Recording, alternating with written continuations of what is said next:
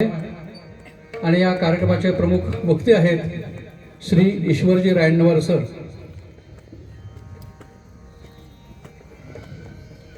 सर्वांनी बसून टाळ्या वाजवायला हरकत नाही. पेटीवर भारत मातेची आरती सुरू होणार आहे व वाद्यवृंद करतील.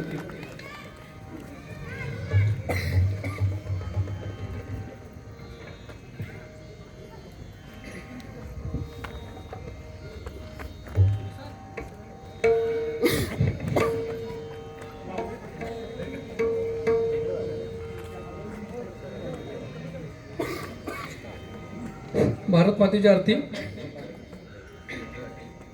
करा ना वाद्यवृंद.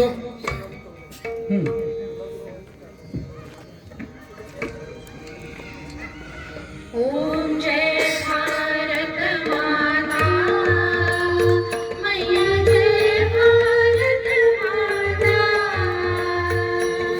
जो जन तुझको ध्याता जो जन तुझको ध्याता सुख संपद पाता. ओम जय भारत माता.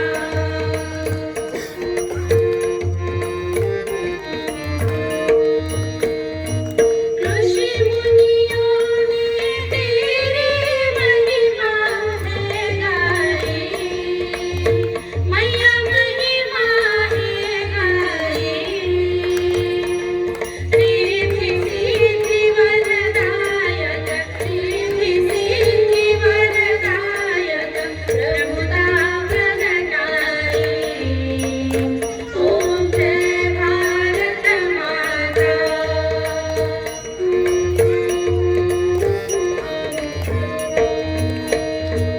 हरि हर ब्रह्मा तेरे आंगन में प्रगटे.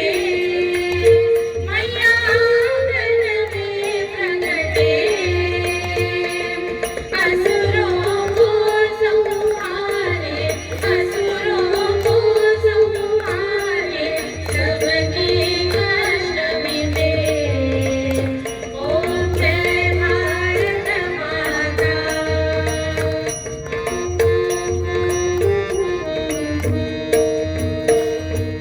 राम कृष्ण और शंकर सुत बन के तेरे सुत बन के तेरे.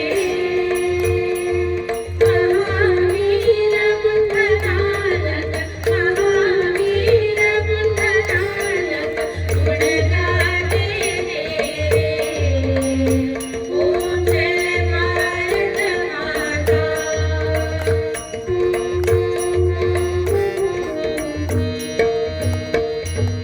हिंदू जन सब मिलकर यह संकल्प करें.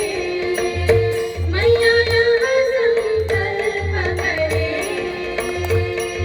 समाज में समरसता समाज में समरसता प्रेम प्रवाह बढ़े.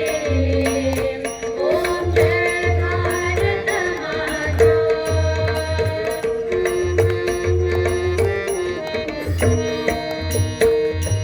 सच्चे मन से मांगो जो गुणगान करे. मैया जो गुणगान करे. मन वांछित फल पावे मन वांछित फल पावे जीवन सफल करे. ओम जय भारत माता. ओम जय भारत माता. मैया जय भारत माता. जो जन तुझको ध्याता जो जन तुझको ध्याता सुख संपद पाता. ओम जय भारत माता. बोला भारत माता की वंदे वंदे. छान. सर्वांनी बसून घ्या. मंडळाचे अध्यक्ष रोहित जोशी यांना विनंती आहे की सर्व कलाकारांना पुष्पगुच्छ देऊन त्यांचं स्वागत करावं. प्रथमतः स्वरांजली प्रस्तुत जो ग्रुप आहे त्यांच्या संचालिका आहेत सौ अंजली कुलकर्णी, यांचंही पुष्प घेऊन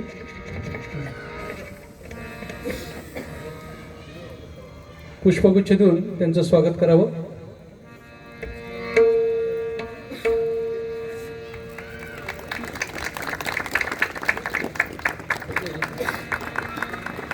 सर्व कलाकार मंडळींना गुलाब पुष्प देऊन त्यांचंही स्वागत करावं.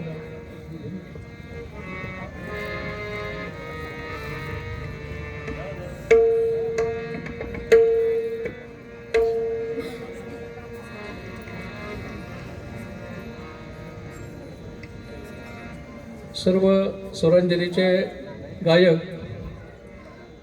होतकरू गायक आहेत. त्याने आठवडाभर बसून ह्या सगळं भारत मातेची वंदे मातरमची गीतं बसवलेली आहेत.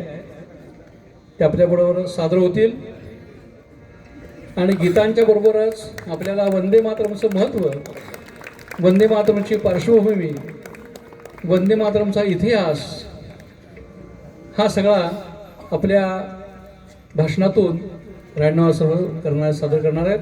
त्यांचाही सत्कार आमचे विद्याधर उपाध्याय यांच्या हस्ते त्यांचा पुष्पगुच्छ देऊन सत्कार करीत आहेत. कार्यक्रमाला सुरुवात होत आहे. भारत माता की वंदे वंदे. सरांना विनंती आहे की त्यांनी कार्यक्रमाला सुरुवात करावी. स्वातंत्र्यवीर सावरकर यांच्या पवित्र नावानं ज्या उद्यानामध्ये आपण सगळेजण आलेलो आहोत आणि ज्या मंडळाच्या नावामध्येच स्वातंत्र्याची लालसा आणि स्वातंत्र्यासाठी म्हणून सर्वस्व अर्पण करण्याची प्रेरणा आहे, त्या शहीद राजगुरू यांच्या नावानं असलेल्या मंडळाच्या वतीनं आयोजित कार्यक्रमामध्ये उपस्थित आपल्या सर्वांचं सुरुवातीला सहर्ष स्वागत करतो. वंदे मातरम. भारताच्या इतिहासामध्ये हे केवळ 2 शब्द नाही आहेत. आमच्या हजारो वर्षांची परंपरा, आमच्या हजारो वर्षांचं संचित आणि या परंपरेला आणि संचिताला आधुनिक काळामध्ये आत्मविस्मृत झालेल्या अवस्थेमध्ये आमच्या समाजाला पुन्हा एकदा ऊर्जितावस्था देणारे हे जणू वेदमंत्र आहेत. वंदे मातरम. आमच्या अंतःकरणामध्ये असलेल्या मातृभूमीविषयीची श्रद्धा, मातृभूमीविषयीचं ममत्व, मातृभूमीविषयीची कर्तव्य भावना या वंदे मातरम शब्दानं आम्ही जगलो आणि या वंदे मातरम शब्दांनी आमचा इतिहास बदलला. मित्रहो, यावर्षी वंदे मातरम या मंत्राच्या साक्षात्काराचं हे 150वं वर्ष आहे. 150 वर्षांपूर्वी ऋषी बंकिमचंद्रांना वंदे मातरम हे गीत स्फुरलं.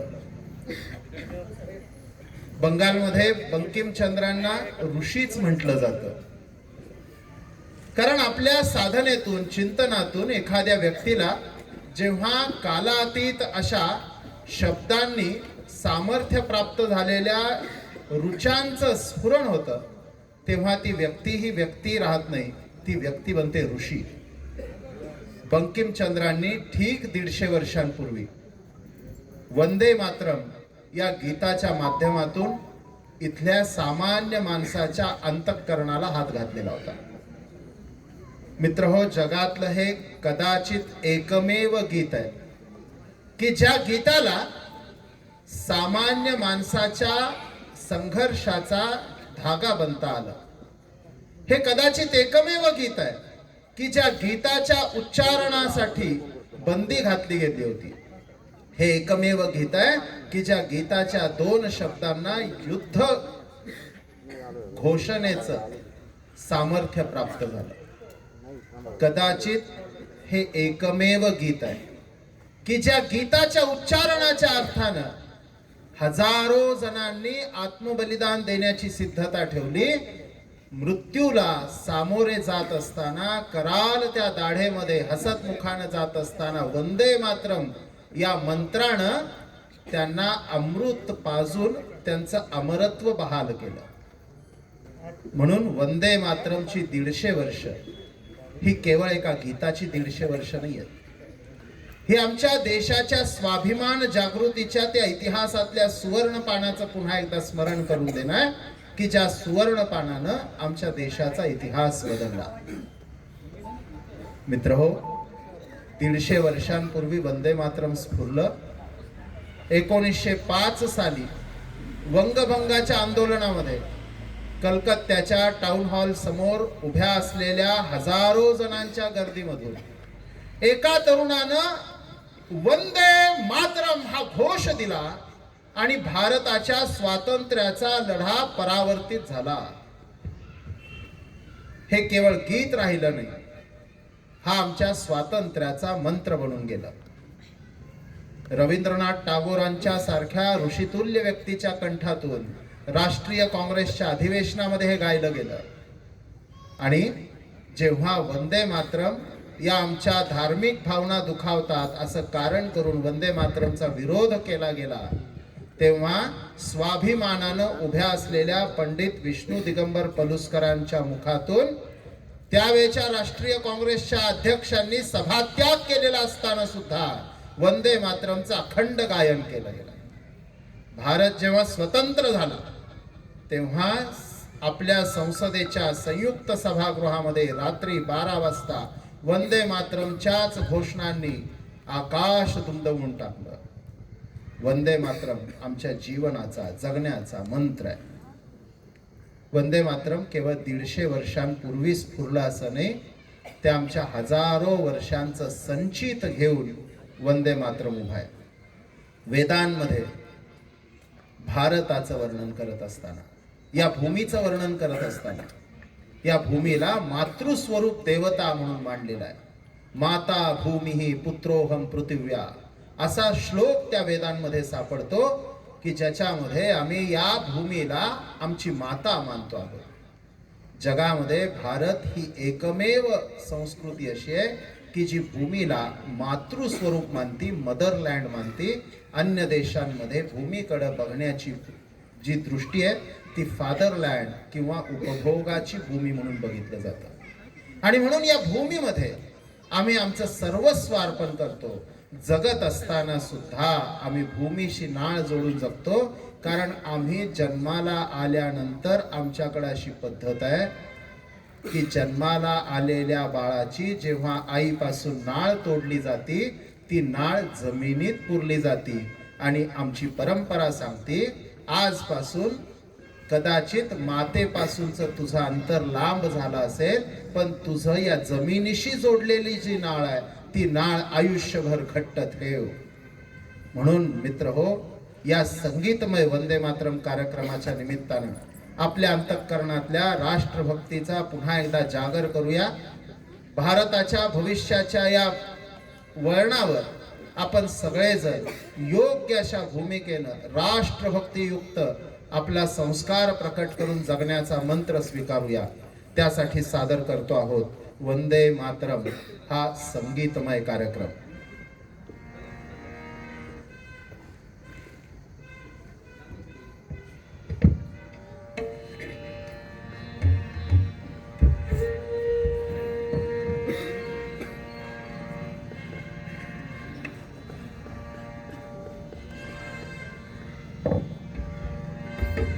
जय भारती जय भारती जय भारती जय भारती स्वर्ग देखी जिस तपोवन की उतारी आरती. जय भारती जय भारती जय भारती जय भारती स्वर्ग देखी जिस तपोवन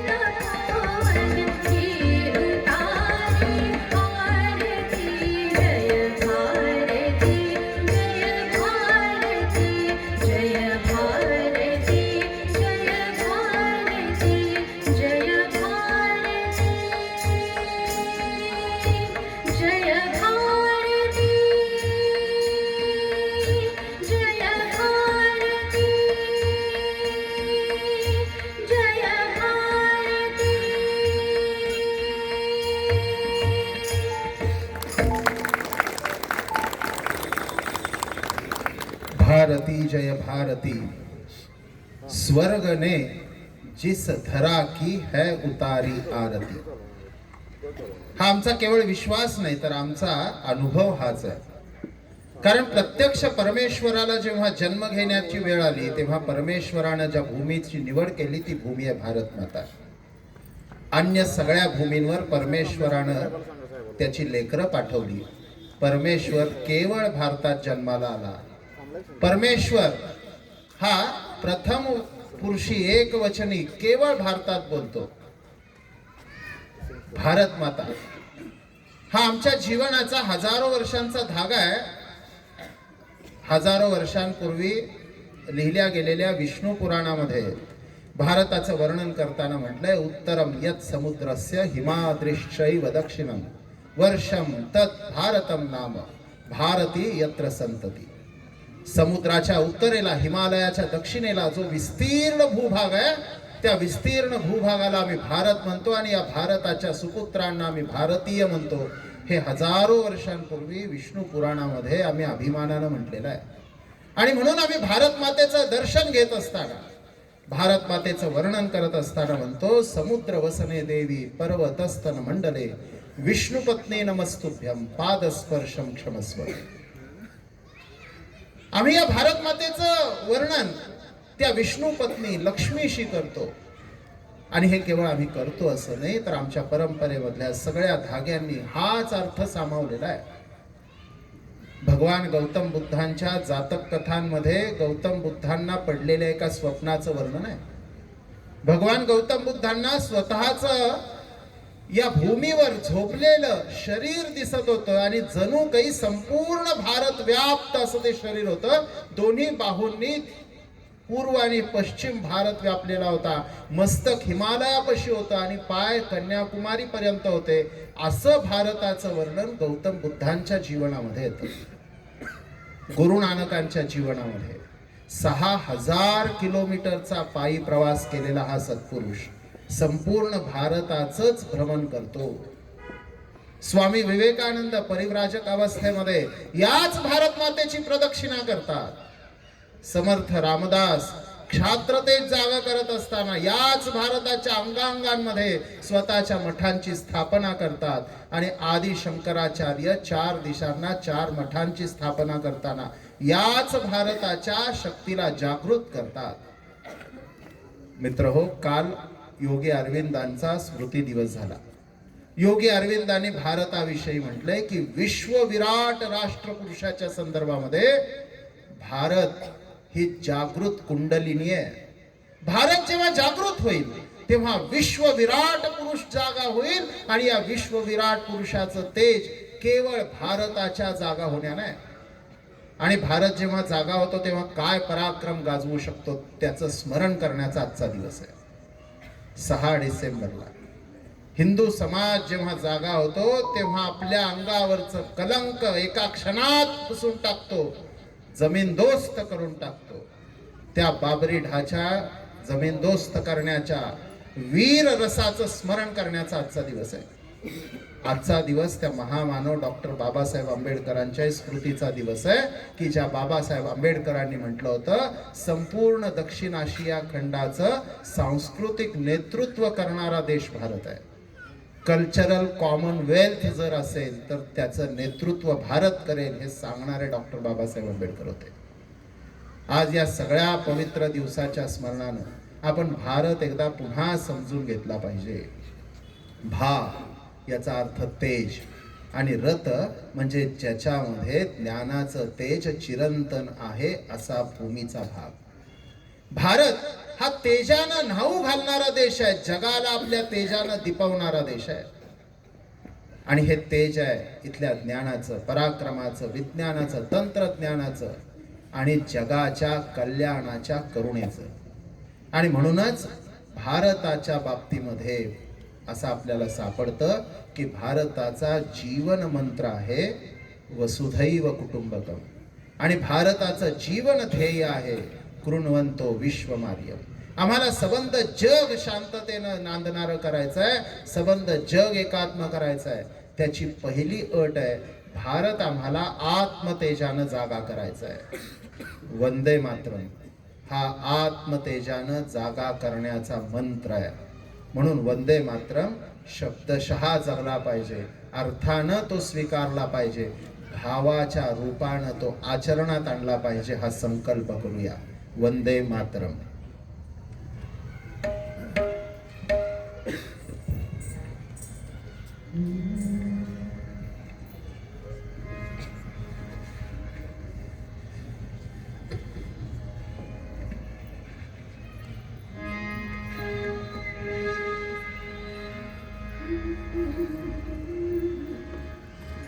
भारत वंदे मातरम, जय भारत वंदे मातरम, भारत वंदे मातरम, जय भारत वंदे मातरम, वंदे मातरम, वंदे मातरम, वंदे मातरम.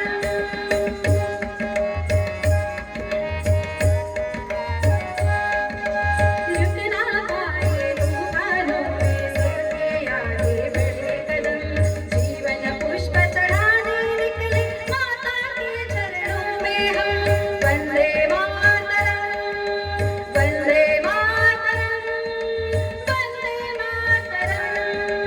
भारत वंदे मातरम, जय भारत वंदे मातरम, भारत वंदे मातरम, जय भारत वंदे मातरम.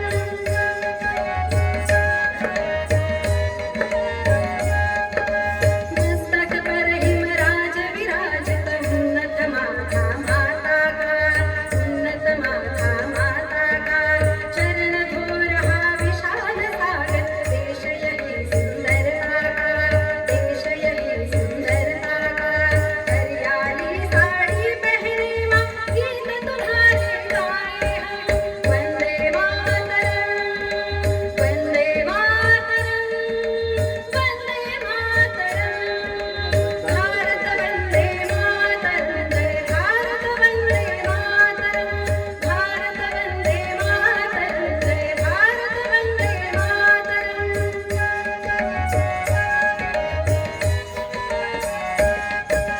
नदियों की पावन धारा है मंगल माला गंगा की, मंगल माला गंगा की. कमर बंद है विंध्याद्रि का, सात पुरानी श्रेणी की, सात पुरानी श्रेणी की. सह्याद्रि का वज्रहस्त है, घोष तो पहचाने हम. वंदे मातरम, वंदे मातरम, वंदे मातरम. भारत वंदे मातरम, जय भारत वंदे मातरम, भारत वंदे मातरम, जय भारत वंदे मातरम.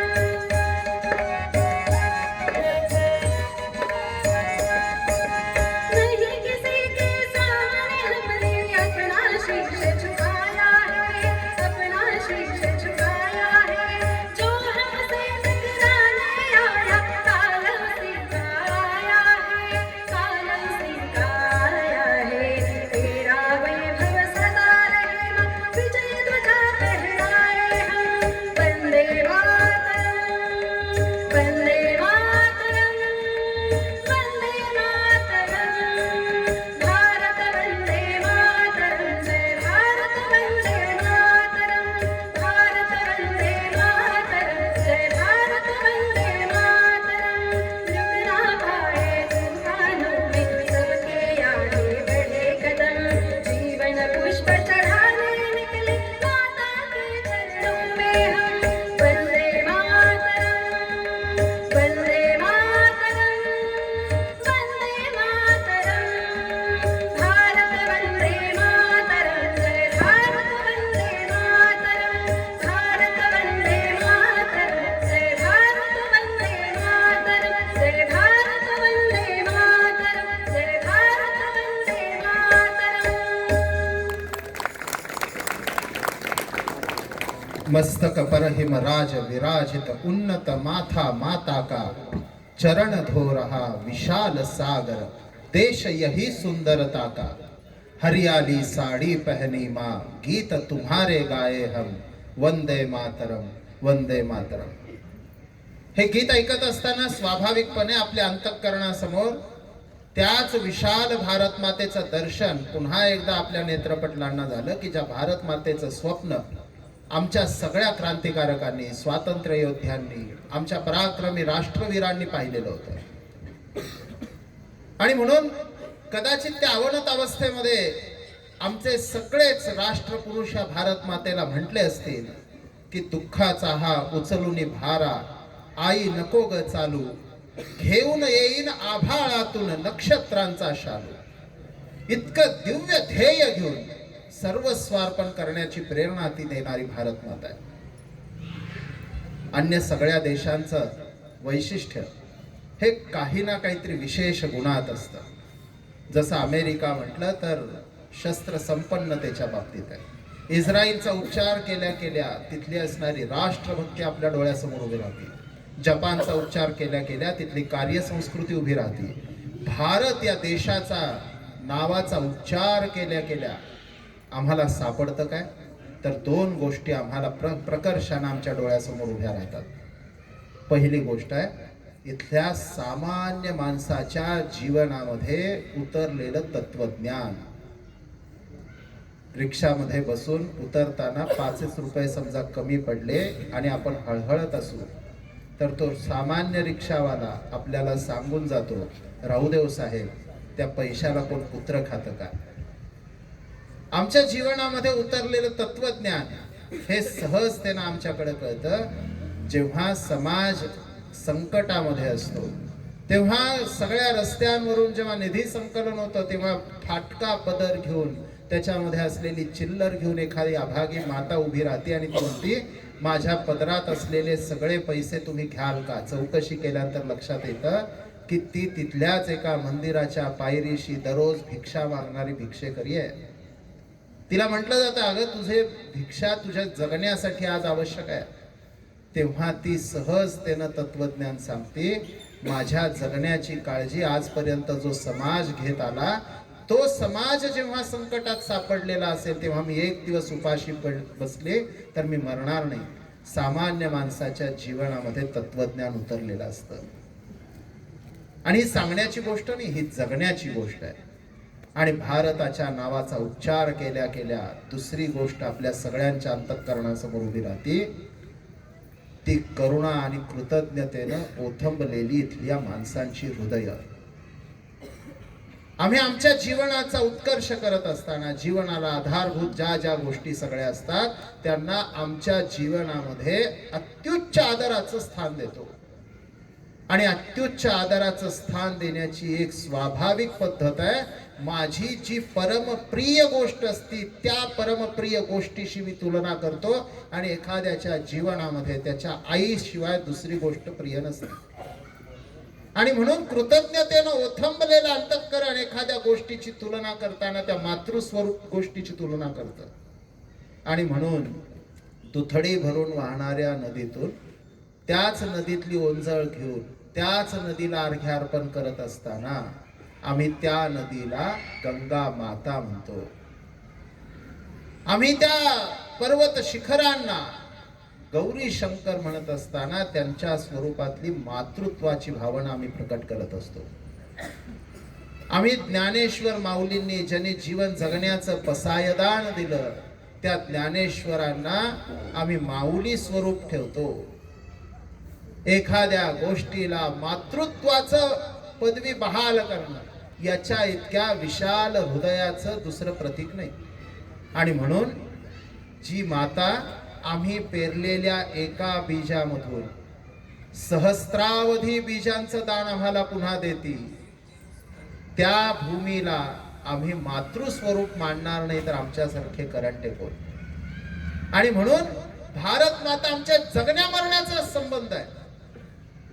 म्हणून आपल्याला लक्षात येत असेल की मघाशी मी जो श्लोक म्हणालो समुद्रवसने देवी त्याच्यामध्ये उल्लेख आहे, हे भूमी माते मला क्षमा कर, कारण मी माझा दैनंदिन व्यवहार करताना माझ्या पायांचा स्पर्श तुला होणार आहे, मी लाथाडणार आहे, पण त्याच्याशिवाय माझं जगणं होऊ शकणार नाही. म्हणून क्षमा याचना मागण्याचा तो मंत्र आहे. मातृस्वरूप भारत माता. आम्ही जेव्हा आमच्या भूमीला नांगरानं भेगा पाडणार असतो शेती करण्यासाठी, तेव्हा भूमिपूजन करतो. त्याचं कारण असतं आम्ही त्या मातेची क्षमा याचना करतो की तुझ्या काळजावर आम्ही नांगर चालवणार आहोत, त्याच्यासाठी आम्हाला क्षमा कर. या भारत मातेविषयीची जी कृतज्ञतेची अथांग ओथंबलेली जी भावना आहे, ती भावना प्रकट झाली आहे त्या दोन शब्दांमध्ये. ते दोन शब्दात वंदे मातरम. वंदे मातरम म्हणत असताना वंदे भारतम म्हटलेलं नाही आहे, कारण आम्ही या मातेला केवळ भूगोलाच्या सीमांमध्ये बांधत नाही, आमच्या अंतःकरणांच्या विशाल पटलावर या भारत मातेला आम्ही विराजमान करतो. म्हणून भारत मातेला आम्ही माता स्वरूपच मानतो आणि ही माता स्वरूपिणी आमची इतक्या विशाल अंतःकरणामध्ये सामावलेली आहे की ज्याला सीमा नाहीत. आणि म्हणून पृथ्वी माता, हा अख्खी संबंध पृथ्वी आमची माता आहे. या स्वरूपामध्ये आम्ही वंदे मातरमचं स्मरण करतो आहोत.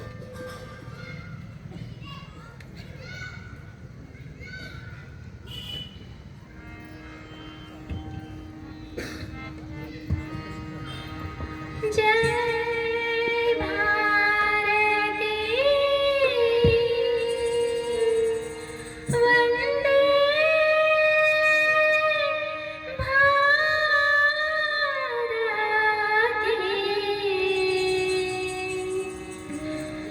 सर पे हिमालय का छत्र है, चरणों में नदियां एकत्र है, हाथों में वेदों के पत्र है, देश नहीं ऐसा अन्यत्र है. सर पे हिमालय का छत्र है, चरणों में नदियां एकत्र है, हाथों में वेदों के पत्र है, देश नहीं ऐसा अन्यत्र है. जय भारती वंदे भारती, जय भारती वंदे भारती.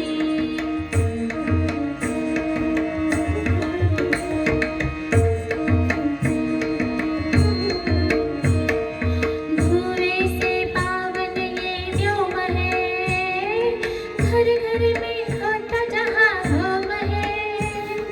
धुएं से पावन ये व्योम है, घर घर में होता जहाँ होम है.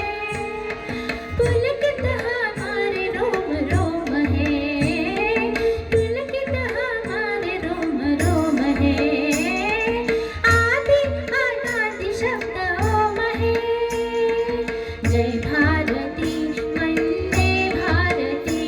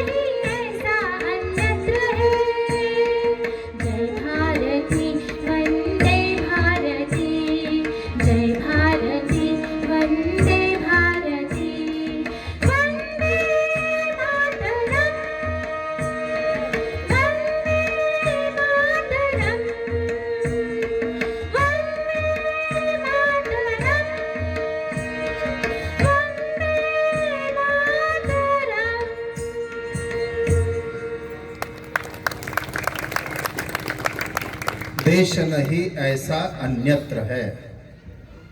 आपल्या देशाचं वैशिष्ट्यच असं आहे. आपल्या देशामध्ये ज्यांनी आपल्या काव्य प्रतिभेनं अनेक गीतं रचली आणि दुर्दैवानं नंतर पाकिस्तानचे राष्ट्रकवी झाले ते मोहम्मद इक्बाल आपल्या एका गीतामध्ये भारताचं कौतुक करताना आधी म्हणाले होते, यूनान मिस्र रोमा सब मिट गए जहां से, बाकी मगर है अब तक नामो निशा हमारा, कुछ बात है कि हस्ती मिटती नहीं हमारी, सदियों रहा है दुश्मन दौरे जहां हमारा. हजारो आक्रमकांना पचवून पुरवून आपलं अस्तित्व टिकवून ठेवणारा भारत हा एकमेव देश आहे. ग्रीकहून शकयवन टूटते ते भूमि पर, हारते ते हौसले पंचनद के तीर पर, पता नहीं कहाँ है वे अतीत में समा गए, काल के प्रवाह में निज को वे मिटा गए. भव्य दिव्य स्वप्न की पूर्ति ही विराम है, अनादि है अनंत है ये सृष्टि का विधान है. आमच्या देशावर हजारो आक्रमण झाली, पण त्या आक्रमणांना आमच्या पुरुषार्थानं आम्ही परतावून लावलं आणि स्वतःची ओळख अक्षुण्य ठेवून आम्ही अस्तित्व टिकवून ठेवलं. पण हे करत असताना आमच्या जीवनाच्या सगळ्या तत्वज्ञानाचा आधार आहे. आणि म्हणून आपल्याला सापडतं की आम्ही या सगळ्या गोष्टींच्याकडे बघतो कुठल्या नजरेनं. अटल बिहारी वाजपेयींनी भारतीय संसदेमध्ये भारताचं वर्णन करणाऱ्या एका भाषणामध्ये काव्यगत एक भाषण केलेलं आहे. त्याच्यामध्ये अटल बिहारी वाजपेयी म्हणतात, भारत जमीन का टुकड़ा नहीं, जीता जागता राष्ट्र पुरुष है. हिमालय इसका मस्तक है, गौरी शंकर शिखा है, कश्मीर किरीट है, पंजाब और बंगाल दो विशाल कंधे हैं, विंध्याचल कटी है, नर्मदा करधनी है, पूर्वी और पश्चिमी घाट दो विशाल जंघाएं हैं, कन्याकुमारी इसके चरण है, सागर इसके चरण पखारता है, पावस के काले काले मेघ इसके कुंतल केश है, चांद और सूरज इसकी आरती उतारते हैं, यह चंदन की भूमि है, अर्पण की भूमि है, यह अभिनंदन की भूमि है, यह तर्पण की भूमि है, इसका कंकर कंकर शंकर है, इसका बिंदु बिंदु गंगा जल है. हम जिएंगे तो इसके लिए और मरेंगे तो इसके लिए. हा दुर्दम्य आशावाद येतो कुठून? केवळ आम्ही भारताचं असं कौतुकानं भरलेलं स्मरण करतो असं नाही. जेव्हा भारतासाठी जगण्या मरण्याचा प्रश्न येतो तेव्हा आम्ही भारतासाठीच जगतो. जेव्हा आपल्या देशावर पाकिस्तानचं आक्रमण झालं तेव्हा आक्रमणामध्ये सगळ्या घरांमध्ये संमिश्र भावना होत्या. काही ठिकाणी गीत गायली जात होती की अब तो नगाड़ा बज ही चुका है, सरहद पर शैतान का, नक्शे पर से नाम मिटा दो पापी पाकिस्तान का. बोल दिया है वीरो धावा फिर तो कदम हटाना मत, सांपों के फैला कर जबड़े तुम वापस लौटाना मत. सिद्धांतों की परिभाषा में अपने को उलझाना मत, धूल उड़ा दो पिंडी की अब हटकर दया दिखाना मत. काट काट कर मुंड छाटना, घुसपैठी हत्यारों के गिन गिन के है बदला लेना, धरती के अपमान का. ही भावना केवळ सगळीकडे होती असं नाही. ज्या घरामधून या युद्धामध्ये आपला सुपुत्र आपला पती सीमेवर लढतोय, काळजीनं घरामध्ये अन्नाचा घास कुणाच्या घशातून उतरत नाहीये, अशा घरामधून सुद्धा त्या जवानाची आई आपल्या मुलाला पत्र लिहिते की आपला मुलगा त्या मृत्यूच्या दाढेमध्ये झुंज खेळतोय. अशा मुलाला सुद्धा ती पत्र लिहिती. त्या पत्रामध्ये ती म्हणते, अम्मा ने खत लिखा चाव से, पुत्र न मेरी दूध लजाना, एक इंच हटना मत पीछे, चाहे इंच इंच कट जाना. घर परिवार सब खुशल है मुन्ने, गांव गली में मंगल है, द्रास कारगिल की घटना से कदम कदम पर हलचल है. ये केवल खत नहीं लाडले, घर भर का संदेश समझ, एक एक अक्षर के पीछे तेरा पूरा देश समझ. ज्वालामुखी दिलों में धधके, आंखों में अंगारे है, आज अर्थीयों के पीछे भी जय भारत के नारे हैं। धवल बर्फ की चादर पर तू, बेटे धवल बर्फ की चादर पर तू, लहू से जय जय हिंद लिख आना, एक इंच हटना मत पीछे, चाहे इंच इंच कट जाना। हा आमच्या देशाच्या मातृत्वाचा, स्वातंत्र्यासाठीचा हुंकार आहे। आमची माता अशी लेची पेची नाही, कारण त्या मातेला माहित आहे की मातृदेवता ही केवळ आपल्या जन्मदात्या मातेमध्ये नाही आहे, ती मातृदेवता त्या भारत मातेमध्ये सुद्धा विराजमान आहे, की जी अखंड संघर्षरत आहे, असंख्यांची जननी आहे, लाखो करोडो जनांची ती धारिणी आहे, आणि म्हणून तिचं अस्तित्व आवश्यक आहे। त्या अस्तित्वासाठी स्वतःच्या आहुती देणारी हजारो उदाहरणं आपल्या समोर उभी राहतात। भगतसिंगांना फासाच्या शिक्षेच्या आधी त्यांची आई जेव्हा भेटायला जाती, तेव्हा त्या भगतसिंगांना त्या सळ्यांच्या माग बघून आणि 2च दिवसांनी तो देह जिवंत राहणार नाही, त्यातलं चैतन्य हरपलेलं असेल या कल्पनेनं तिला गलबलून होतं, डोळ्यामधून धारा वाहतात, आणि भगतसिंग तशाच अवस्थेमध्ये आपल्या आईला विचारतो, आई तूच का ती भगतसिंगची आई की ज्या आईनं भगतसिंगला आपल्या उदरातून जन्म दिला? ती आपली डोळे पुसत म्हणती, का रे बाळा, काय चुकलं का माझं? ती म्हणते, अगाई हा भगतसिंग आज फासावर लटकतोय, तो पुढच्या लाखो जणांची प्रेरणा आहे। इतिहासामध्ये जेव्हा लिहिलं जाईल की हा भगतसिंग फासावर जाताना त्याची आई अश्रू ढाळत होती, तेव्हा या भगतसिंगच्या हौतात्म्याला उणेपणा येईल। ती आई म्हणते, तुला असं वाटलंच कसं मी तुझ्या मरणासाठी रडतीये? मला माझ्या दुर्दैवावर मी रडतीये, कारण माझ्या पोटी एकच भगतसिंग जन्माला घालू शकले की जो हुतात्मा होतोय, माझी कोक आणखीन भगतसिंग का जन्माला घालू शकली नाही याचं वाईट वाटून मी रडतीये। ही आमच्या देशातली सामान्य माता आहे की जी हजारो जणांना प्रेरणा देते, कारण वंदे मातरम हा आमच्या जगण्या मरण्याचा केवळ मंत्र नाही, हा आमच्या श्वासाश्वासात, रक्तारक्तात, हृदयामध्ये धडकणाऱ्या प्रत्येक हृदयाच्या ठोक्यागणिक आमच्या जीवनाचा भाग बनून गेलेला मंत्र आहे। म्हणून वंदे मातरम जगलं पाहिजे, वंदे मातरम जगायला शिकलं पाहिजे। 1 मिनिट, थोडा सत्कार राहिलेले आहेत। मालतेश काका,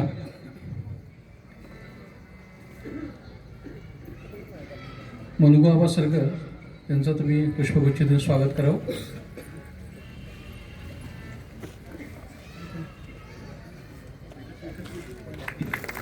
विकास गिड्डे, तुम्ही ढगे सरांचं पुष्पगुच्छ देऊन स्वागत करावं।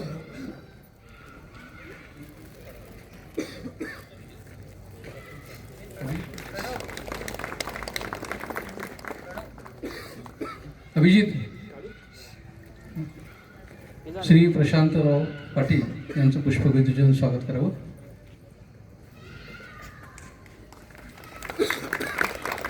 या सर्वांचं हार्दिक स्वागत आणि कार्यक्रम सुरू करतो।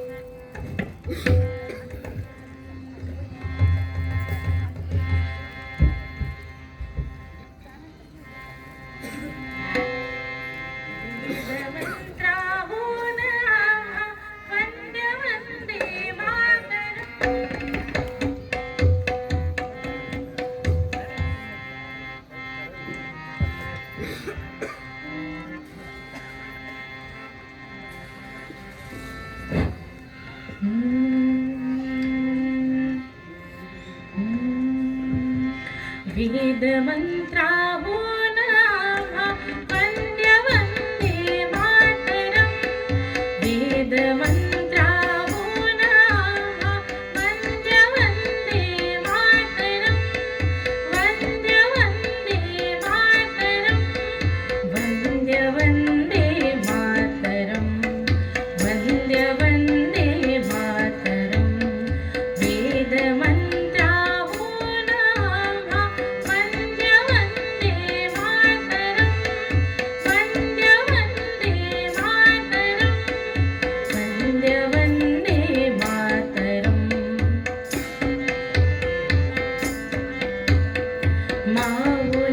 शत्रूच्या मुक्ततेचा यज्ञ झाला भारती.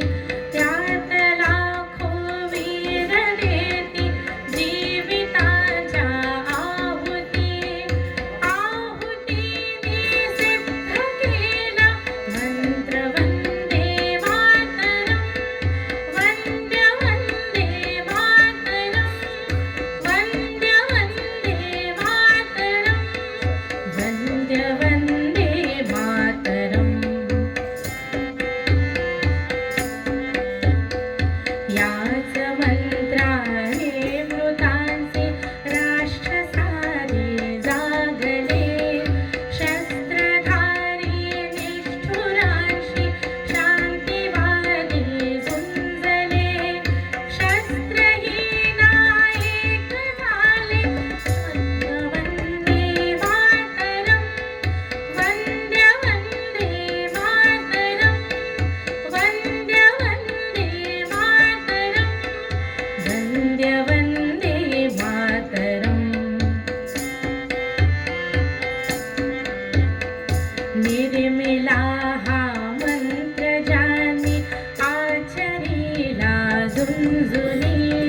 ते हुतात्मे देव झाले स्वर्गलोकी जाऊनी. गातयाच्या आरतीचे गीत वंदे मातरम्. गीत वंदे मातरम्. गीत वंदे मातरम्. वंद्य वंदे मातरम्. वंद्य वंदे मातरम्. वेद मंत्राहून आम्हा वंद्य वंदे मातरम्. वंद्य वंदे मातरम्. वंद्य वंदे मातरम्. वंद्य वंदे मातरम्.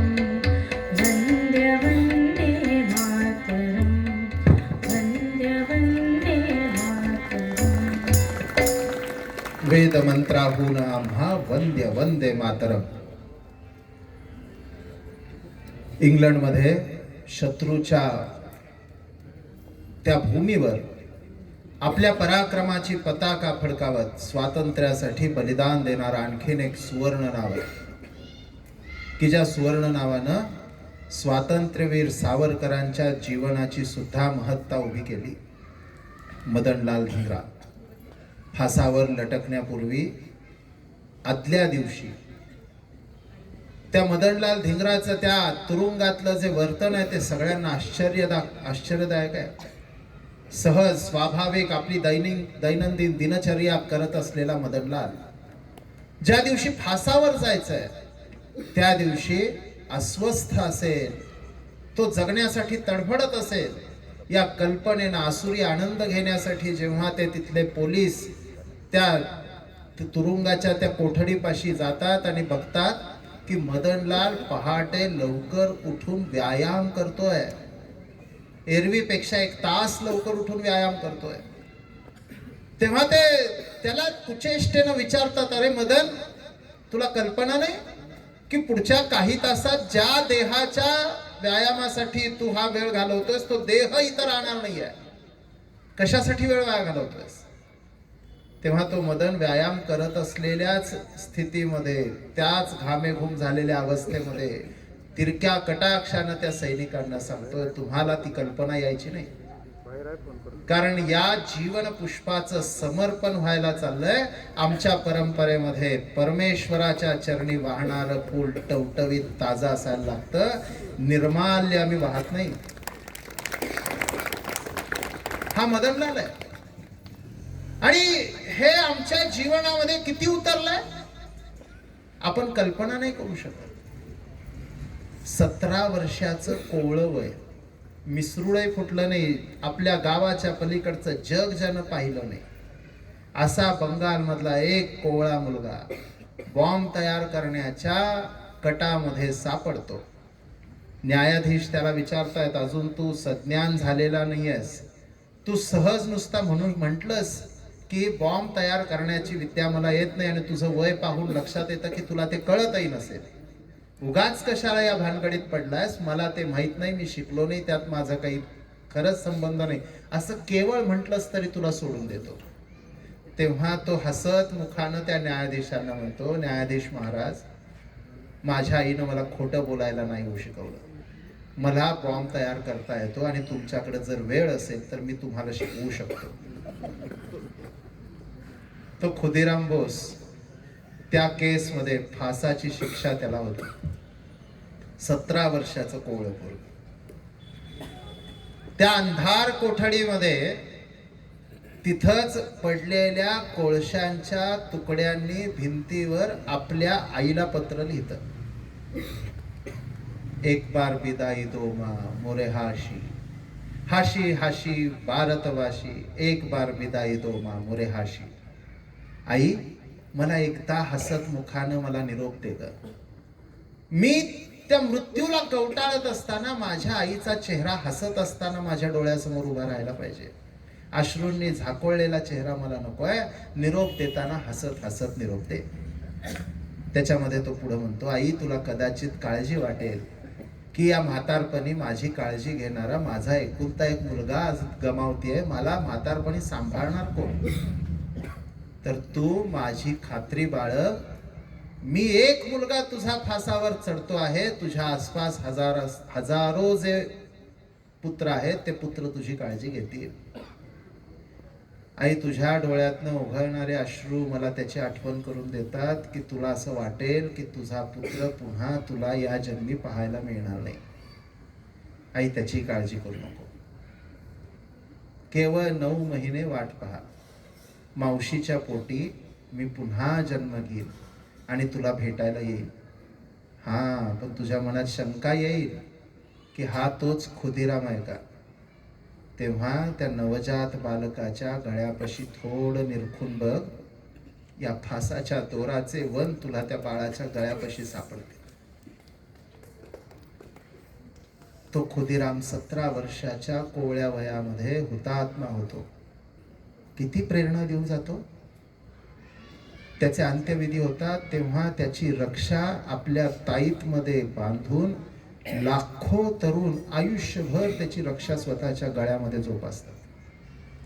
त्या खुदिराम बोसचं नाव लिहिलेल्या धोत्राच्या काठांवर ते नाव लिहिलेली धोत्र बंगालमधले तरुण पुढची काही दशकं तेच धोतर परिधान करतात.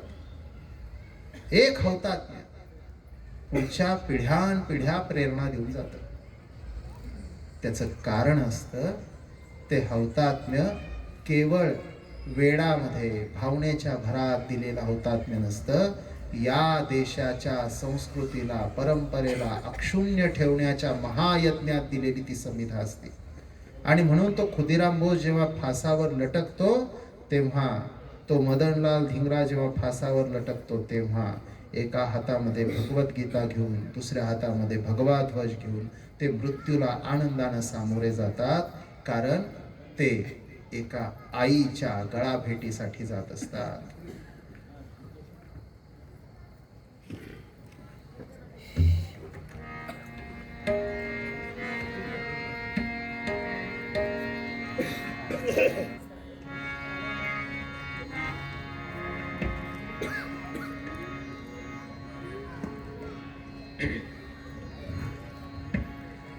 वंदे मातरम, वंदे मातरम, वंदे मातरम, वंदे मातरम, वंदे मातरम, वंदे मातरम, वंदे मातरम, वंदे मातरम. राष्ट्र की जय चेतना का गान वंदे मातरम. राष्ट्र की जय चेतना का गान वंदे मातरम. राष्ट्रभक्ति प्रेरणा का गान वंदे मातरम. राष्ट्रभक्ति प्रेरणा का गान वंदे मातरम. वंदे मातरम, वंदे मातरम, वंदे मातरम, वंदे मातरम.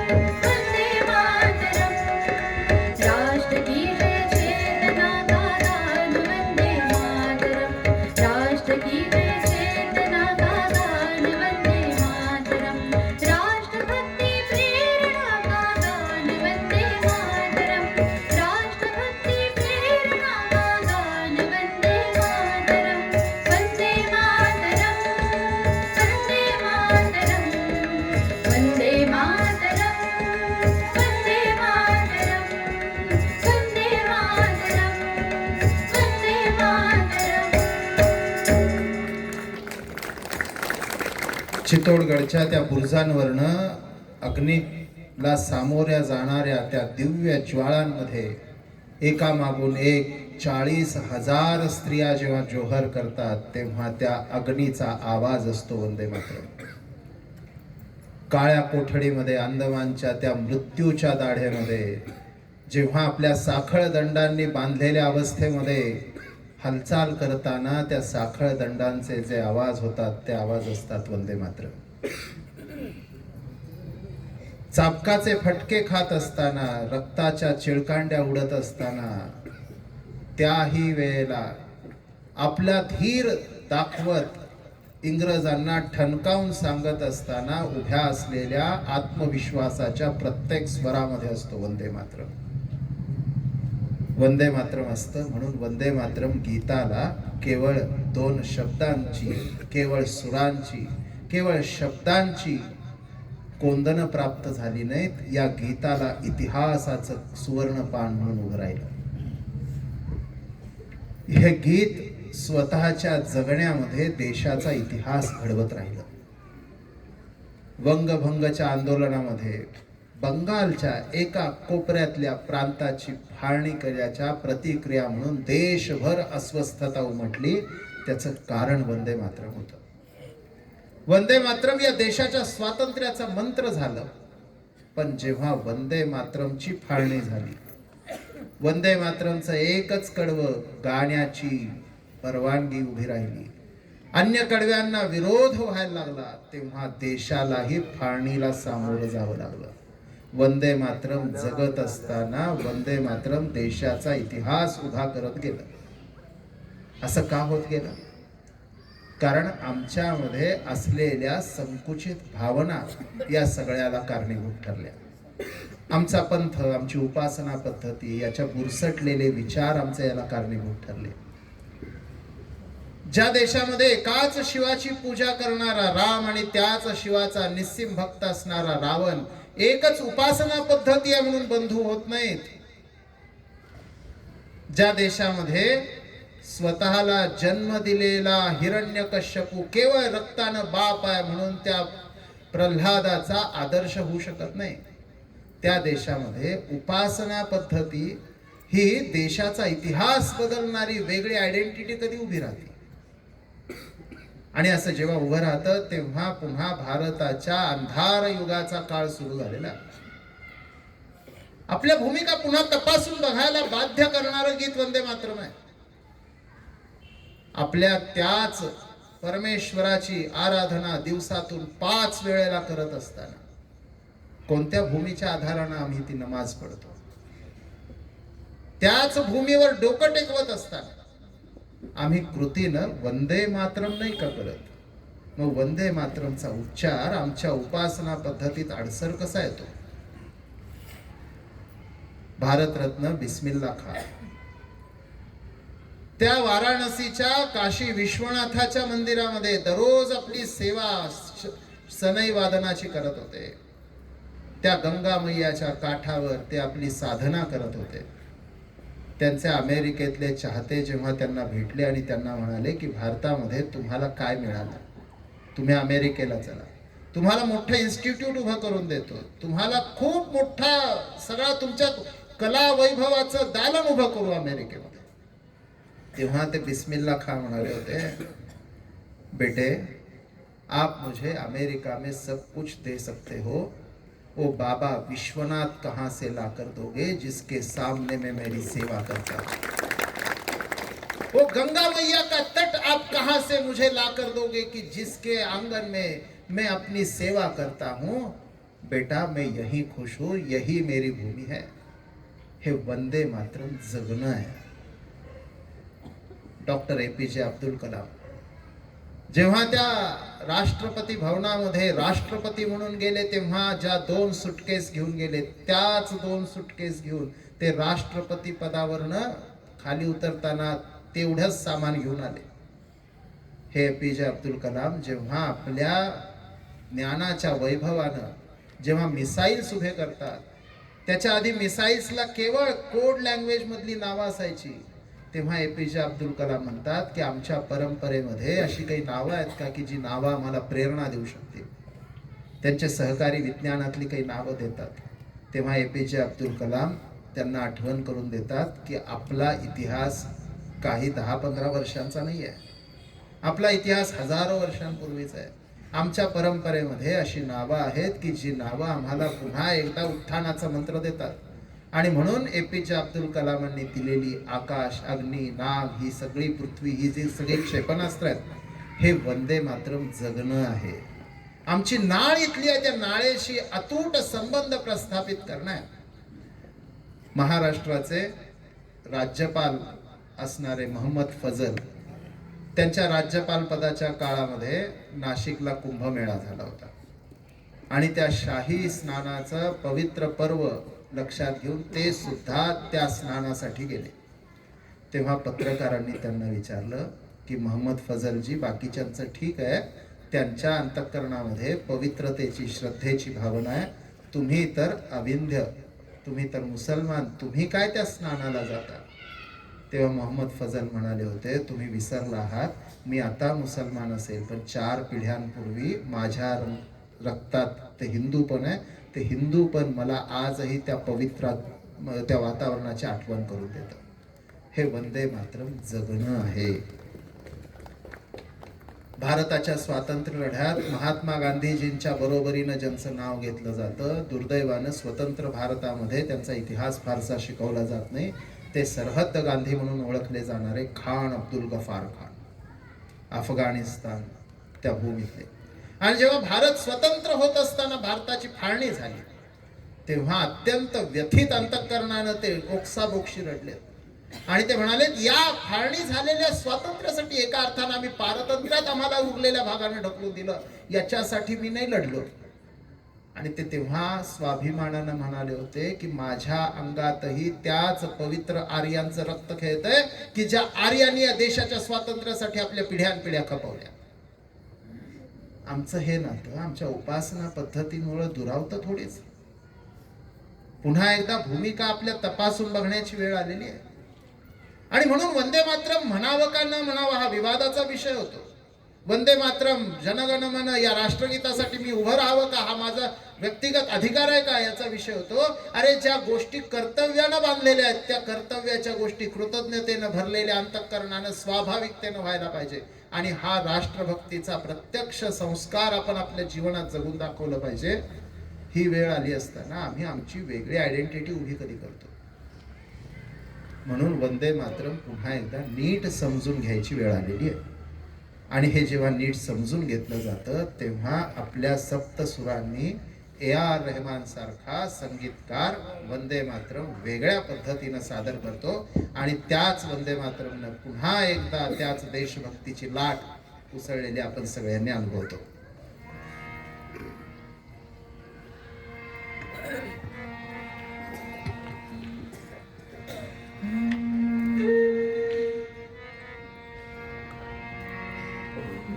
वंदे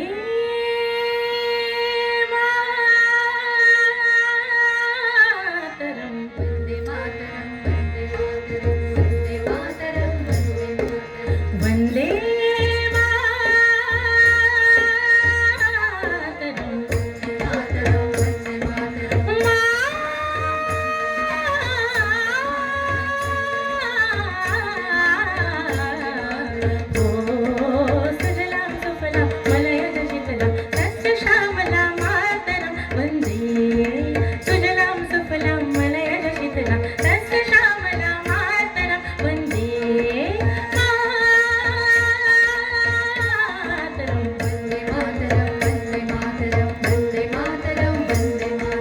वंदे मातरम, वंदे मातरम,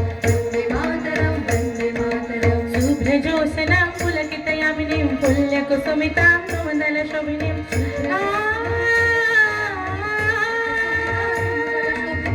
सुहासिनीं सुमधुरभाषिणीं सुखदां वरदां मातरं, वन्दे मातरं, वन्दे मातरं, वन्दे मातरं, वन्दे मातरं, वन्दे मातरं, वन्दे मातरं, वन्दे मातरं, वन्दे मातरं. सप्तकोटिकण्ठ कलकलनिनाद करणे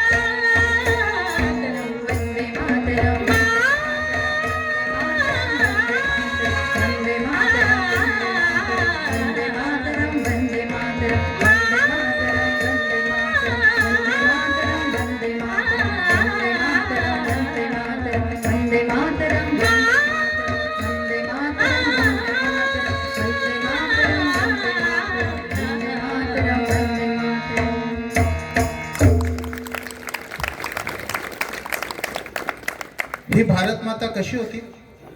एक काळ असा होता की संपूर्ण जगावर भारताचं वैचारिक प्रभुत्व होतं. भारत गुरुपदी विराजमान होता.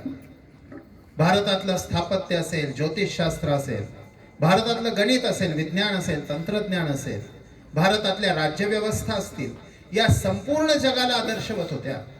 आणि म्हणून भारत हा संपूर्ण जगाचा केवळ आशास्थान नव्हतं, तर भारत हा संपूर्ण जगाचा मार्गदर्शकपदी विराजमान होता. आणि ही परंपरा आम्ही अक्षुण्य ठेवली आहे की नाही? आपण केवळ आज त्या कर्मकांडामध्ये त्या गोष्टी हरवून बसलो. आम्ही जेव्हा पूजा करतो तेव्हा पूजेच्या वेळी जो संकल्प सोडतो तेव्हा संकल्पामध्ये आम्ही स्मरण कशाचं करतो? भरतखंडे भरतवर्षे जंबूद्वीपे या श्लोकांमध्ये भारताचंच स्मरण करतो आणि मग आमच्या कुठल्याही पूजेची सुरुवात करतो. आणि एखाद्या पूजेची समाप्ती कशात करतो?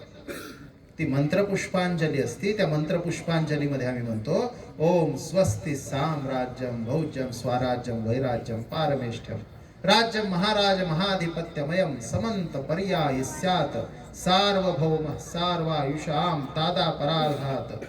हे काय आहे? हे आमच्या भूमीवर एकाच वेळी असलेल्या सगळ्या राज्यव्यवस्थांची यादी आहे.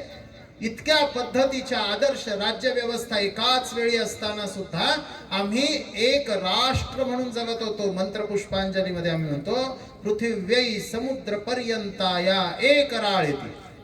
पृथ्वीपासून समुद्रापर्यंत आम्ही एक राष्ट्र म्हणून जगतो.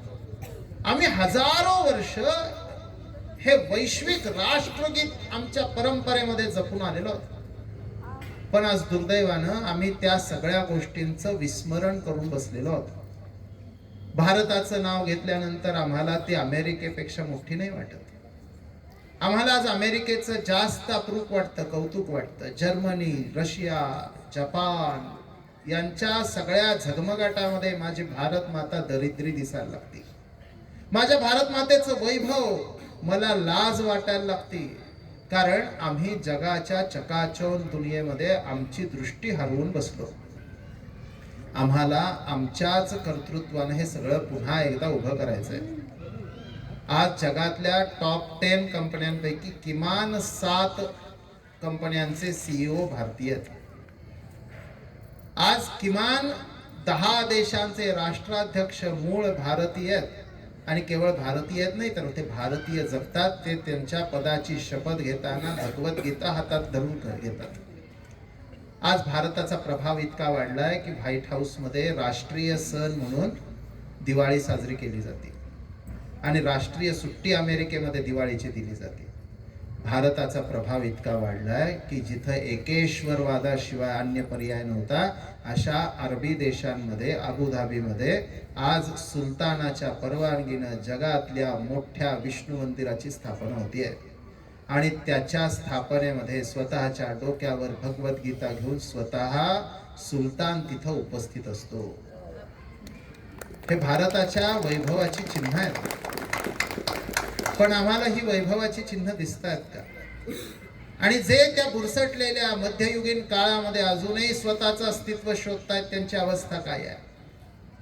ते त्यांच्या त्या मध्ययुगीन काळातल्या नियमांनी चालणारा देश उभा राहण्यासाठी म्हणून ज्या तालिबानची उभारणी करतात, त्याच ग्रंथांवर त्याच जीवन पद्धतीवर श्रद्धा असलेला त्यांचा समाज तो देश सोडून जाण्यासाठी जीवाचा आकांत करताना दिसतो. विमानामध्ये बसायला जागा नाही म्हटला तर विमानाच्या पंखांना लटकून जाण्याचा केविलवाना प्रयत्न करताना दिसतो.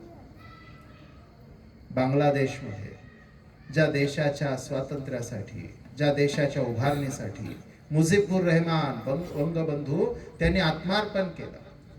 त्यांची मुलगी जेव्हा राष्ट्राध्यक्ष असते तेव्हा नसलेला इशू हा मेन इशू म्हणून उभा राहतो. तिला पदच्युत केलं जातं इथपर्यंत ठीक आहे. पण जेव्हा एखाद्या नारीचा सन्मान तिचे अंतर्वस्त्र आकाशामध्ये भिरकावली जातात तेव्हा संपूर्ण जगाच्या नारी विश्वाचा तो शीलाचा अपमान नाही का? तेव्हा जग हळहळत नाही का? एका नारीच्या शीलासाठी आमच्या इकडं रामायण घडलं. एका नारीच्या शीलासाठी महाभारत उभं राहिलं. तो देश हे उघड्या डोळ्यांनी पाहतो कसा? ही अस्वस्थता जर उमटत नसेल तर आपण सगळेजण झापडबंद जीवन जगतो. म्हणून वंदे मातरमचा हाही अर्थ समजून घेतला पाहिजे की केवळ भारत मातेचं गुणगान नाही, तर तिनं जो वैभव काळ आपल्या जीवनामध्ये अनुभवला तो आमच्या कर्तृत्वानं तिच्या भविष्यामध्ये त्या वैभवाची आपल्याला पुन्हा प्रेरणा करायला लागेल.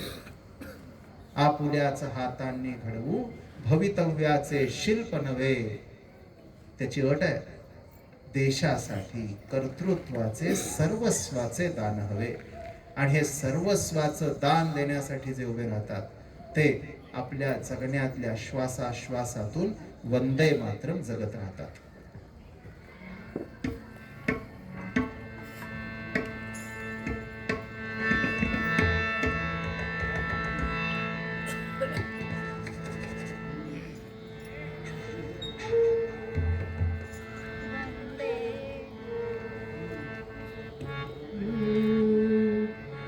वन्दे जननी भारत धरणी सस्य श्यामला प्यारी नमो नमः जगती जननी कोटि कोटि सुतहारी वन्दे जननी भारत धरणी सस्य श्यामला प्यारी नमो नमः सब जगती जननी कोटि कोटि सुतवारी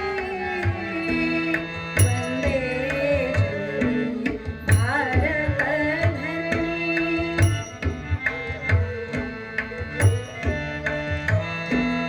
उन्नत सुन्दर भाल हिमाचल हिममय मुकुट विराजे उज्ज्वल उन्नत सुन्दर भाल हिमाचल हिममय मुकुट विराजे उज्ज्वल चरण पखारे विमल सिंधु जल श्यामल अंचल धारी वन्दे जननी भारत धरणी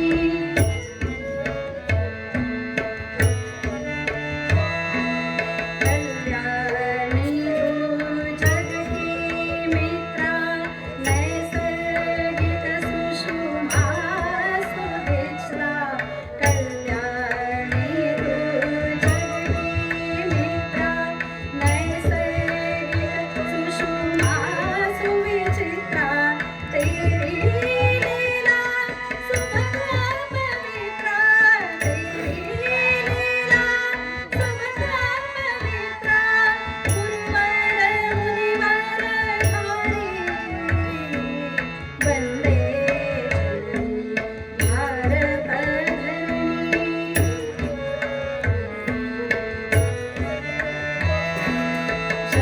शक्तिशालिनी दुर्गा तू है विभव पालिनी लक्ष्मी तू है शक्तिशालिनी दुर्गा तू है विभव पालिनी लक्ष्मी तू है बुद्धिदायिनी विद्या तू है बुद्धिदायिनी विद्या तू है सब सुख सृजनहारी वन्दे जननी भारत धरणी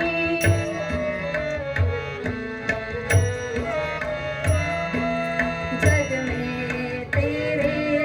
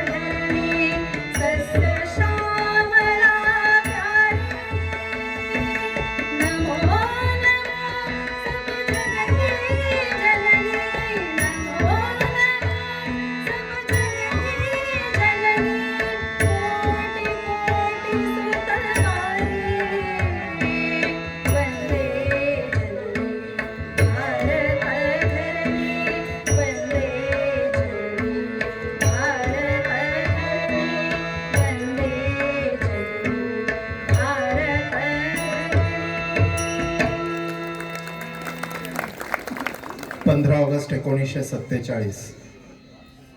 त्या दिवसाचं वर्णन नेमका कोणत्या शब्दात करायचं हा खरं तर प्रश्न आहे. एखाद्या घरी एखाद्या मुलाला जन्म देणाऱ्या मातेचं त्याच वेळी जेव्हा निधन होतं तेव्हा त्या जन्मजात नवीन जन्माला आलेल्या मुलाच्या आनंदानं पेढे वाटावेत की आईच्या मृत्यूनं दुःख साजरं करावं. भारत स्वतंत्र झाला खरा, पण भारतानं आपली आभूषणं असलेली, आपल्या परंपरेची सगळी चिन्ह असलेली सगळे भूभाग स्वतःपासून बाजूला करून भारत माता खंडित स्वरूपात ही मुक्त झाली. ज्या ढाकेश्वरीला आम्ही आमच्या शक्तिपीठांपैकी एक मानतो ती ढाकेश्वरी आज आमच्यात नाही. ज्या भक्त प्रल्हादाची कथा आम्हाला स्फुरण देते, ज्या नरसिंहाचं आम्हाला स्मरण होतं ते मुलतान शहर आमच्यात नाही. ज्या अटकेपार झेंडे रोवल्याचा मराठ्यांचा पराक्रम आम्हाला आठवतो ते अटक आमच्या भारतात नाही. ज्या लवाच्या वसवण्यानं लाहोर उभं राहिलं तो लाहोर आमच्यात नाही. असा एक एक भूभाग ज्याच्या नावामध्येच ब्रह्मदेश आहे तो ब्रह्मदेश आज आमचा नाही. या सगळ्या भूभागावरच्या आपल्या सगळ्या अस्तित्वाच्या खुणा या 70-75 वर्षांच्या काळामध्ये आम्ही दुर्दैवानं पुसून टाकल्या का? आम्हाला हा भूभाग आमचा वाटत नाहीये. भारत माता आजही आपल्याकडे टाहो फोडून याचना करते. ज्या वैभव काळामध्ये मी होते, जो अखंड भारत होता, ज्या बामियांच्या बुद्धाच्या मूर्ती अफगाणिस्तानमध्ये शांततेचा संदेश देत होत्या, त्या ठिकाणी मनुष्य जगण्यासाठी म्हणून आकांत करतो आहे, तेव्हा त्या आकांताचे स्वर आम्हाला अस्वस्थ नाहीत का करत? आम्ही जर हे सगळं बघत असून आमच्या अंतःकरणामध्ये याची कालवा होत नसेल ना, तर आम्ही कोडगं जीवन जगतो आहोत. बिना सिंध के हिंद कहाँ है, रावी बिन पंजाब नहीं, गंगा कैसी सुखी रहेगी जब तक संग चीनाब नहीं. लाहौर बिना तो संविधान की अपनी बात अधूरी है, बिना कराची कैसे कह दे यह आजादी पूरी है. आजादी का जश्न मनेगा पेशावर की गलियों में, दिल्ली तुझे कसम है अब की मत रोड़े अटकाना. ताशकंद व शिमला जैसे समझौते मत दोहराना. वचन हमारा रणभूमि में ऐसी तान बजाएंगे, गाढ़ तिरंगा सिंधु तट पर वंदे मातरम गाएंगे. सांप सपेलों ने दिल्ली को आज पुनः ललकारा है, धोप कटारी कह दो उनको, हिंदुस्तान क्या पाकिस्तान भी हमारा है. वंदे मातरम हे पूर्ण होणं याचा अर्थ भारताच्या पूर्णत्वाचं दर्शन आम्हाला घेता यायला पाहिजे. ज्या पूर्णत्वाचं दर्शन गौतम बुद्धांच्या स्वप्नामध्ये, ज्या पूर्णत्वाचं दर्शन गुरु नानकांच्या पदयात्रेमध्ये, ज्या पूर्णत्वाचं दर्शन विवेकानंदांच्या परिक्रमेमध्ये, ते पूर्णत्वाचं दर्शन आम्हाला पुन्हा उभं करायला लागेल. आणि म्हणून आमचा संकल्प असला पाहिजे पूर्ण विजय संकल्प हमारा. याच्यासाठी अनथक अविरत साधना, निशिदिन प्रतिपल चलती आई, राष्ट्र धर्म आराधना.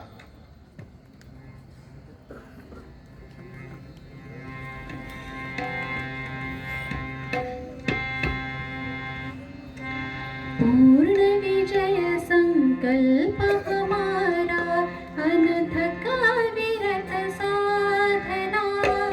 पूर्ण विजय संकल्प हमारा, अनथक अविरत साधना. निष्दिन प्रतिपल चलते आई, राष्ट्र धर्म आराधना. वंदे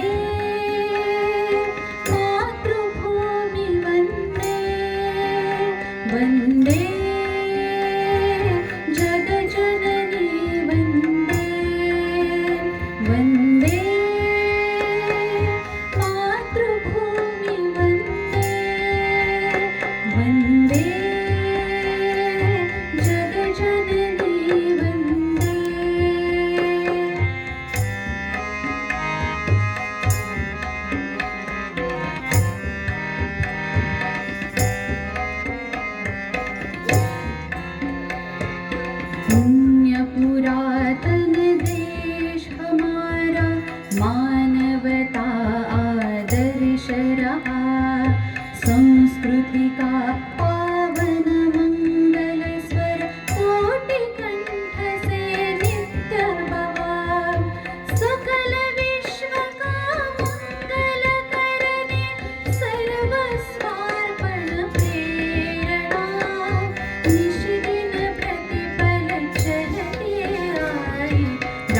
राष्ट्रधर्म आराधना वन्दे मातृभूमि वन्दे वन्दे जगजननी वन्दे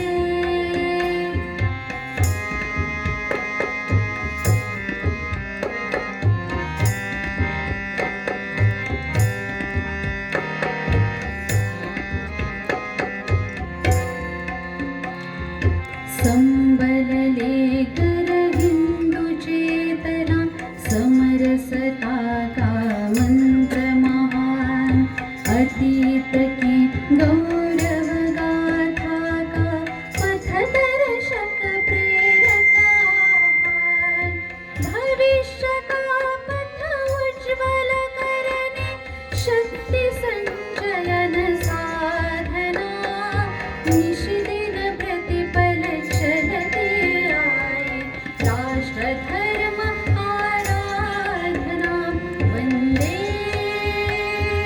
मातृभूमि वन्दे वन्दे जगजननी वन्दे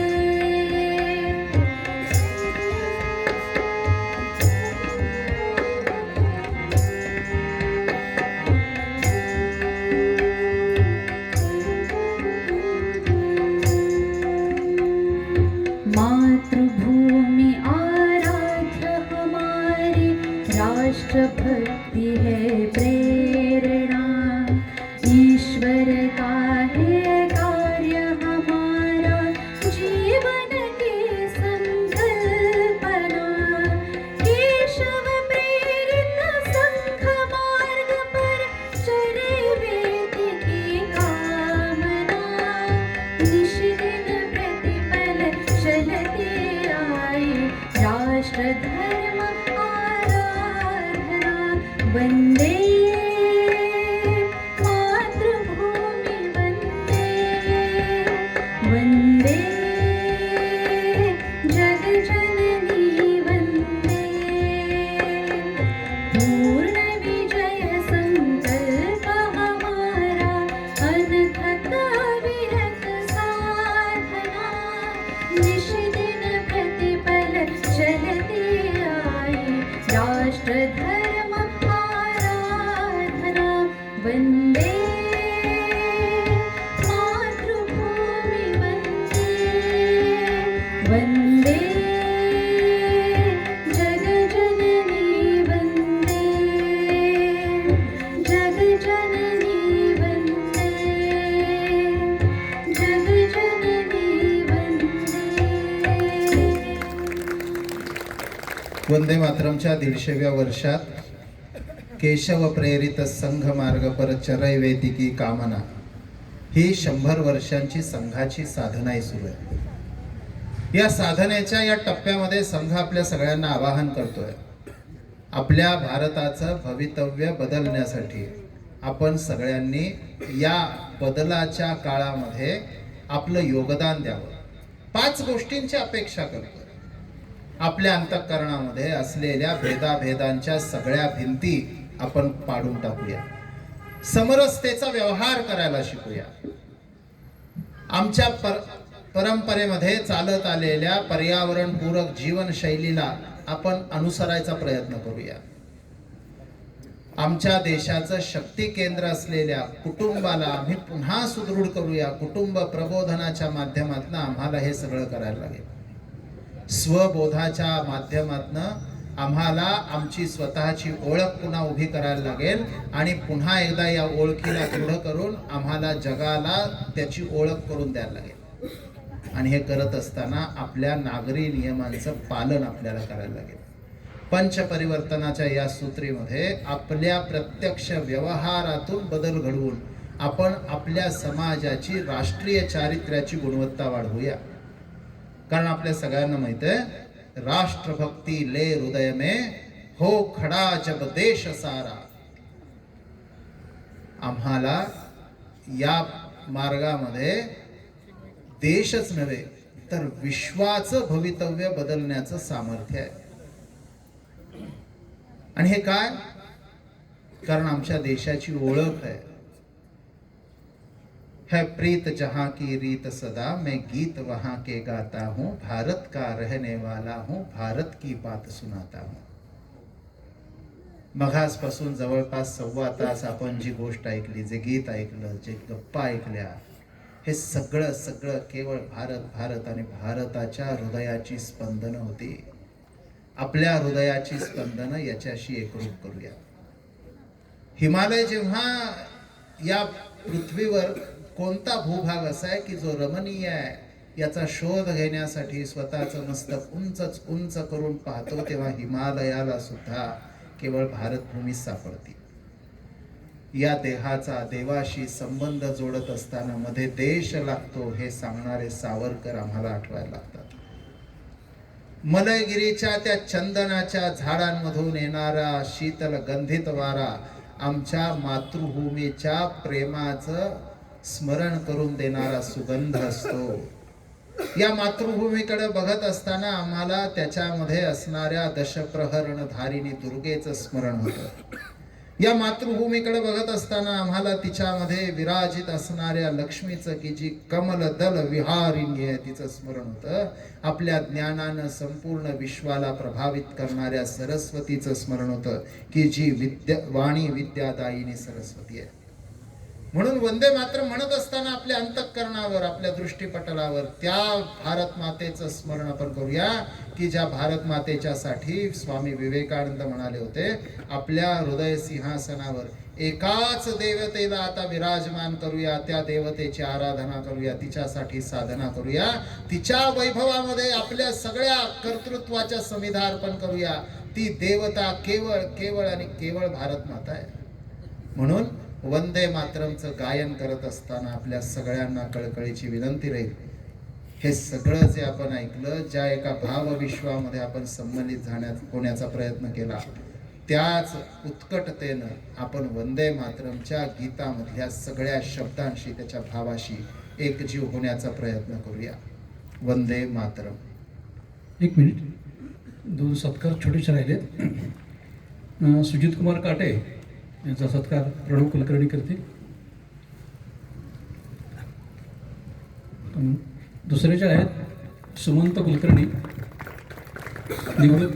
निवृत्त डेप्युटी इंजिनियर आणि आदित्य डेव्हलपर्स अँड बिल्डर्सचे संचालक आलेत का? विद्याधर उपाध्याय त्यांचं स्वागत करतील.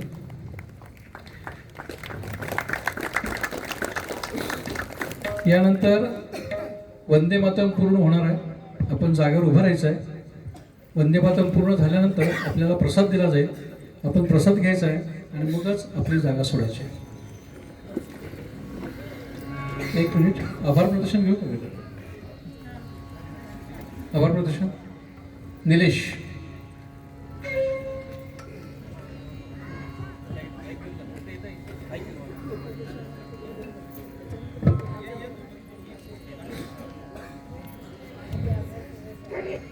आज वंदे मातरम सार्थ शताब्दी वर्षानिमित्त शहीद राजगुरू कला क्रीडा व सांस्कृतिक मंडळातर्फे कार्यक्रम आयोजित केला गेला. या कार्यक्रमासाठी शहरातील मान्यवर व्यक्तींनी आपली उपस्थिती दर्शवली, त्याबद्दल मी त्या सर्वांचे आभार मानतो. त्यानंतर श्री दत्तात्रय काकांचे पण मी आभार मानतो. तसेच मनपाचे सर्व स्वच्छता कर्मचारी यांचे देखील आभार मानतो. स्वरांजली ग्रुप सांगली व त्यांचे सर्व कलाकार, प्रमुख वक्ते श्री ईश्वर रायण्णवर सर, ध्वनिवर्धक स्टेज असे यांच्यासाठी जे सहकार्य ज्यांचे लाभले ते श्री विनोद धोत्रे.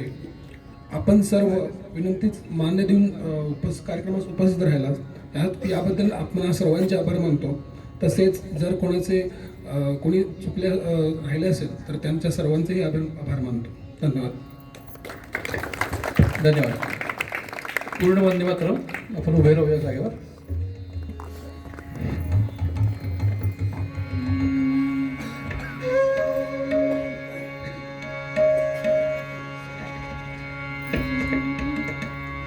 वंदे मातरम,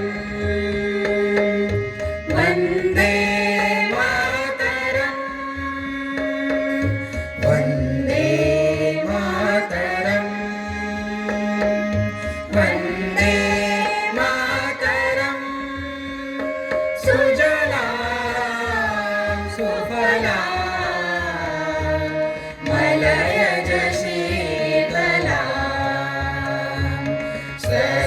श्यामला मातरम् वन्दे मातरम् वन्दे मातरम्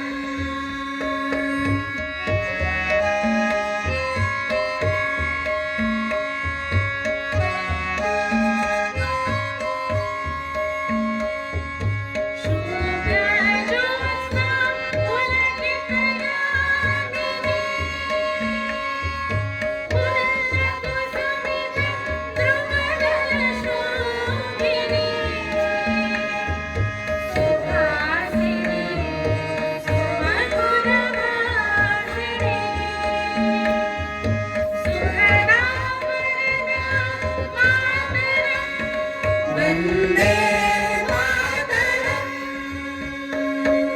वन्दे मातरम्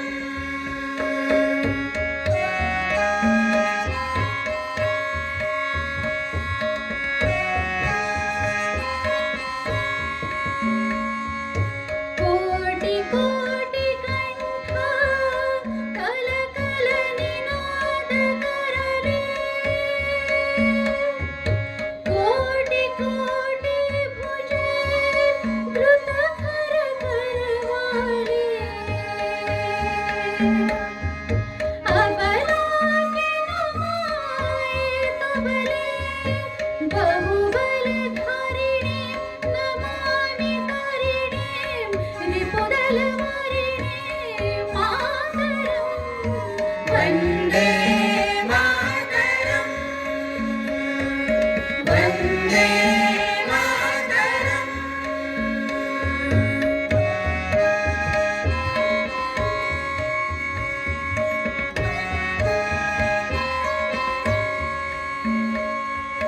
तुम्ही विद्या तुम्ही धर्म तुम्ही हृदि तुम्ही मर्म त्वं हि प्राण शरीरे बाहुते तुम्ही मा शक्ति हृदये तुम्ही मा भक्ति तुम्हारे प्रतिमा गणि मंदिरे मंदिरे वन्दे मातरम्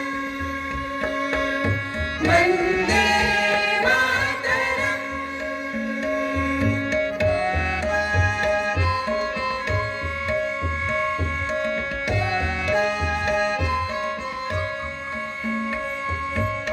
त्वं हि दुर्गा दश प्रहरण धारिणी कमला कमल दल विहारिणी वाणी विद्या दायिनी नमामि त्वां नमामि कमला अमला अतुला सुजला सुफला मातरम् वन्दे मातरम् श्यामला सरला सुस्मिता भूषिता धरणी मातरम् वन्दे मातरम्